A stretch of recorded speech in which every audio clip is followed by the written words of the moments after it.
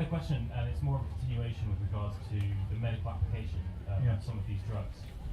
You mentioned very, very briefly the research that goes into it, and I was just wondering if you had insight, because obviously the way in which we prescribe medications and the research that goes into them, the aim is to reduce the risk and adverse events of side effects. And whilst the potential for a drug like cannabis is potentially, well, unknown, in all honesty, and quite amazing, there is, apart from the recreational use, there is a side effect to using it, which would make, for example, things like driving, operating heavy machinery, living a life difficult, almost impossible to do. Why is the research being stifled into these medical uses? Well, it's kind of an accident of bureaucracy. Because the reason that research in all those drugs I showed you on that slide before last is so difficult is because they're put in what's called Schedule 1 of the UN Conventions. And Schedule 1, it collates two factors. It says Schedule 1 drugs are harmful drugs, which most of them are politically, and have no medical use. And then there was extra special thresholds of safety and control put on them. So it's completely arbitrary. It has no value. But because it was put into law in 1961 for some of them and 71 for the others, and because the international community are terrified of changing any law around drugs, because the Americans don't like it, the Chinese don't like it, the Russians, there hasn't been movement. The tiniest movement, when I think it was Bolivia decided to make the coca leaf legal. They tried to stop that. A leaf which has been chewed for thousands of years at least, which has no dependence value at all. The UN tried to stop Bolivia making it legal for its people because it was going to break the tradition that you were going to ban everything. So essentially we've got 50 years of this historical ignorance, and we've got to change it, and we're beginning to. We're beginning to with cannabis. We've got to change it with other drugs too. And we're going to have to do it in individual countries. I don't think we can rely on the UN ever to catch up. We're going to have to just go it alone. And some countries have, and they've gone further than us. So at least we know that the drugs they're using, particularly cannabis drugs, are safe when they're used in big populations. 200 million Americans have access to medical cannabis, and virtually 3 kids. As we only have 10 minutes and there's a lot of hands going, I'm going to ask everybody, please be as concise as you possibly can.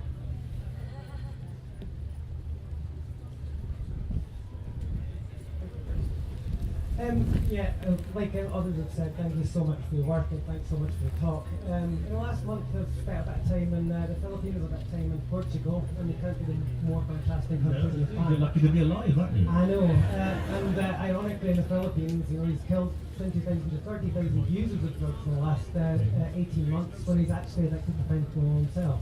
Many people don't know the second part. In any case, the question is there's been a groundswell of interest in, across the world about drug law reform.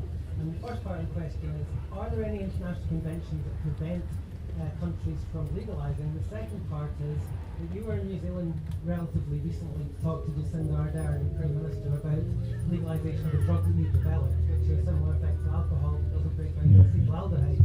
So I just wondering what the outcome of those talks were, because we've got Class D classification.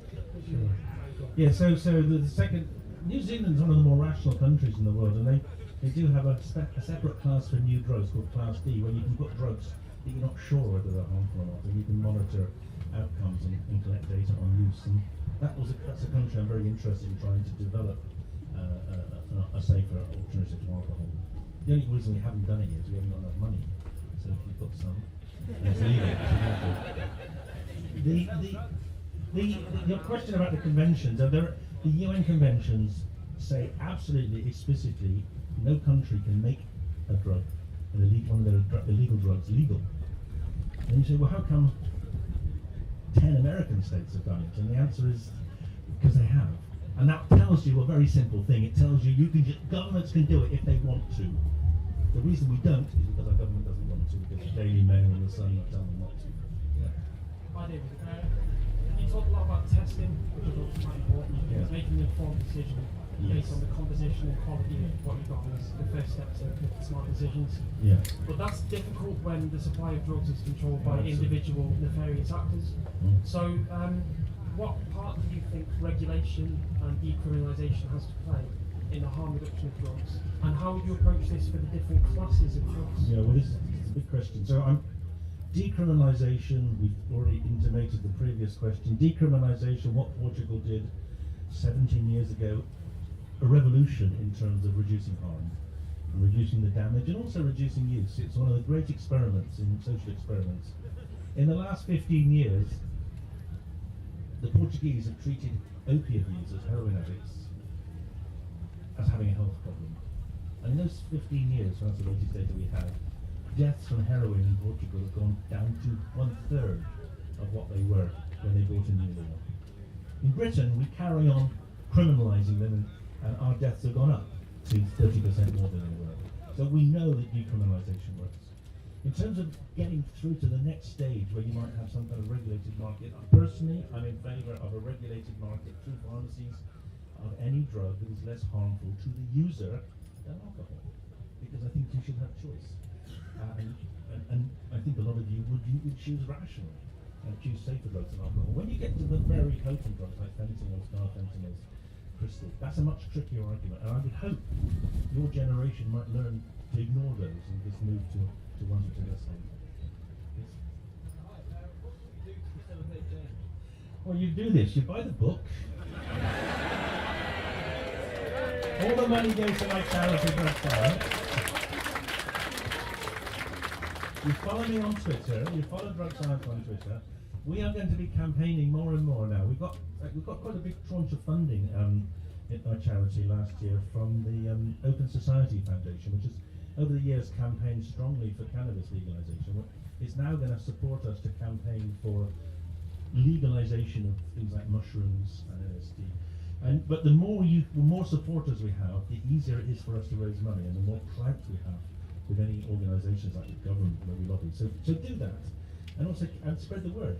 When you see your parents reading the Daily Mail, then tell them it's wrong and tear it up. Yeah. Hello. I just wanted to talk about what you were talking about methadone earlier. Yes. Where you said it was a safer alternative. Yes.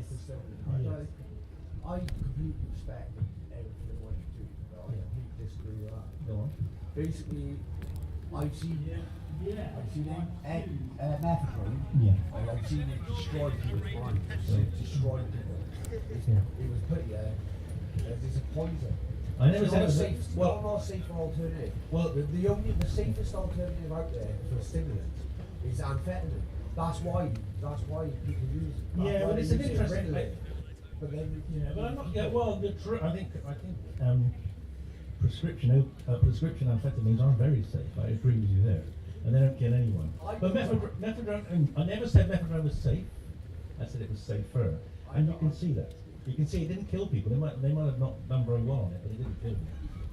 Yes, We might have another question. But wait there. But there's a lot of people I know. I live in Wales, and methadone was a very big thing up in the valleys up there. Yeah. And there's a lot of people there who took so much of it. Like their lives have been shorter. Well, yeah, okay. It's a really interesting question. What's the right measure of harm? But I'm just saying that's a really big, complex question. There are 16 ways in which a drug can do harm. I've only focused on death because that's the simplest one to talk about. But you're right. I mean, maybe there are other elements. The point I'm making is there are unquestionably safer alternatives to cocaine, and some of them are drugs like ecstasy, which if we made available in a sensible, rational way, would actually, most of us would probably have fun using them and wouldn't come much harm. Two more questions? Quick. Hello, David. Like, everything you've said so far, pull me back, you're a legend. But, when you go out and you get on the sesh, what's your favourite drug?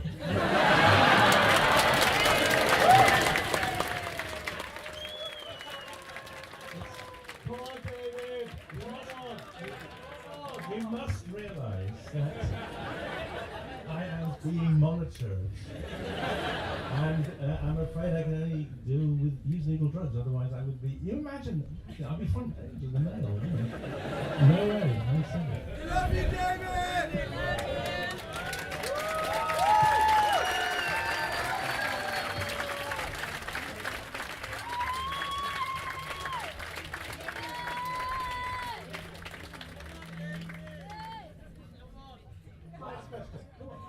Hi David, my name's Leanne. I really appreciate your work, and what little I know about the work you've done into neurotransmitters, I'd like to ask you what else is going to be done to find out where we sit on the neurotic and psychotic scale in correlation to the research that's been done with the harm to Yeah, that's really quite interesting. So what?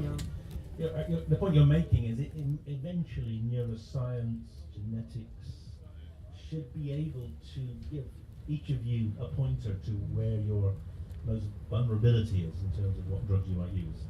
And yeah, I think it will come. I mean, you know, those kind of tests are not very precise and very expensive, but maybe in another generation you'll be able to know, or your children will be able to know.